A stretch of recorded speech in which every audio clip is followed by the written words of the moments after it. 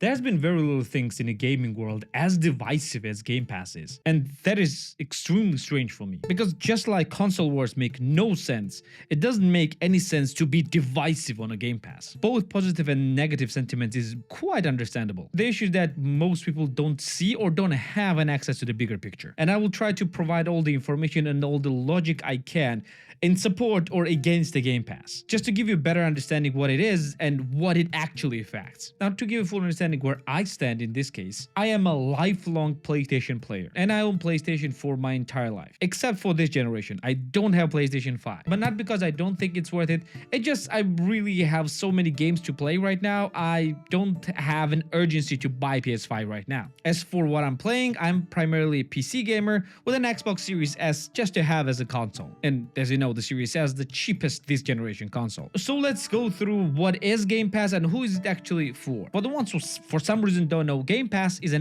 Microsoft's game subscription service. It's available both on Xbox and on PC, and you can subscribe for them separately, like with PC Game Pass and Xbox Game Pass, or you can subscribe to them together through Game Pass Ultimate, which is probably a best deal, and is available for around from $15 to $18 every month, depending on the region where you live in. And the first thing that is probably the great about Game Pass, before we're gonna move on to bad things, is that Game Pass actually provides you access to the first party games day one. Meaning that if you have a Game Pass, you don't really need to buy any of the Microsoft first party studio games. Like for example with Starfield, the biggest launch of Microsoft. Yes, even though the Starfield was not the best game ever, if you were on Game Pass, you really were not losing anything because you were not actually paying anything additionally for the Starfield. And that is probably the most important and most powerful thing. The thing that Sony and any other competitors do not have, with exception for some smaller subscription services like EA Play that has day one launches on their platform. But here is the issue for the menu rises. Then the issue is with no good games on Game Pass. And that is the biggest dumb thing that I have ever heard. The issue is that those people are mistaking not having all the games available with not having good games available. Yes, you don't have all the games available on Game Pass. Like you don't have Elden Ring available there, or you don't have Red Dead Redemption 2 available there. But saying that there are no good games on Game Pass is absolute travesty. Even if you don't count first party or AAA games on Game Pass,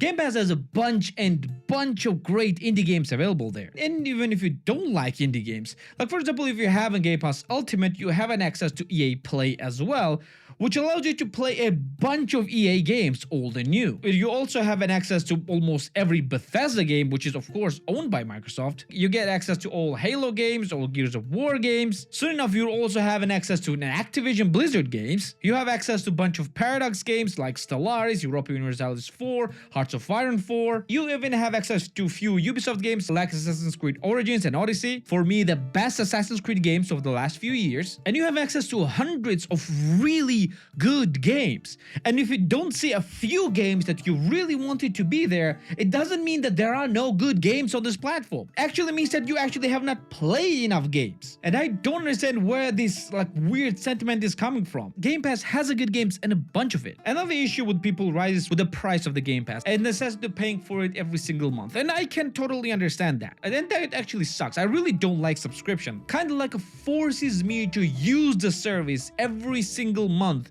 whether I want it or not, to justify my payment. But look at this like that. If you're paying $15 every single month, let's say that you're paying $15 for every single month on a Game Pass. Even if you buy full price game, one full price game once every 4 months, you're still paying less with Game Pass. So that means if you're buying at least 3 games at full price every single year, the Game Pass is better deal than that. And some might actually think that, oh, at least I'm choosing which games to buy. Yes, good. But now you're comparing 3 games against a few hundred. And I can guarantee that you will find more than a few games that you will like in these few hundred games, that you will enjoy thoroughly. As a person who plays games for a living, I can guarantee you that. Another issue that people have with the Game Pass and the subscription itself is that they don't own games anymore. And that's perfectly understandable as well. That means that if you are not subscribed to a Game Pass, you cannot play the game, no matter what, whether you enjoy it or not. Unless you buy it separately as well, meaning that you have to subscribe to a Game Pass and you have to buy the game as well. Well, that's what people are thinking. The issue with this logic is that you don't own games anyway anymore. Now think about that. If you're buying games on Xbox through Xbox Store, you don't own game. You just license the game. Meaning that if Microsoft will decide to take the game away from you at any time for any reason, you cannot do anything about that. Or if they will update the game to make the game unplayable, you cannot do anything about that. Just take a recent example of Ubisoft and taking away Assassin's Creed games. Nobody can do anything about that because you do not own games anymore unless you buy it physically or you buy a DRM-free copies of the game, like you can do on GOG, but GOG is only available on a PC. That means that that point is also invalid. Not that worrying about that is invalid, it's just that it does not make any sense because you do not own any games that you buy digitally anyway. You do not, because anytime you can be banned and lose access to everything. And will you be willing to sue for that? Well, yeah, you might, but yeah, good luck with that. And last but not least, very important thing that people are worrying about is that the Game Pass is actually hurting the game industry. Now, first thing that I want everyone to understand that it might, and you might not like this, but this is a truth, and I'm trying to speak only the truth in this case, is that the gaming industry is an industry, meaning that it needs to make money in order to operate and in order to grow. That means that if anything is making money to the industry, it is also contributing to the growth of an industry. Now, let's talk about numbers about Game Pass. So Microsoft actually had a conference in a recent GDC. Here are a few important numbers that they actually showed. Like that subscribers of the Game Pass actually play 40% more games after they join, meaning that they're actually increasing the number of games they play and the numbers of games that they know, mean that they're increasing their area of knowledge in games. Also, the games on average see 8.3x lift in players. Average for all the games on a Game Pass, 8.3 times more players. And the day one launches see 3.5x lift in players for the large publishers,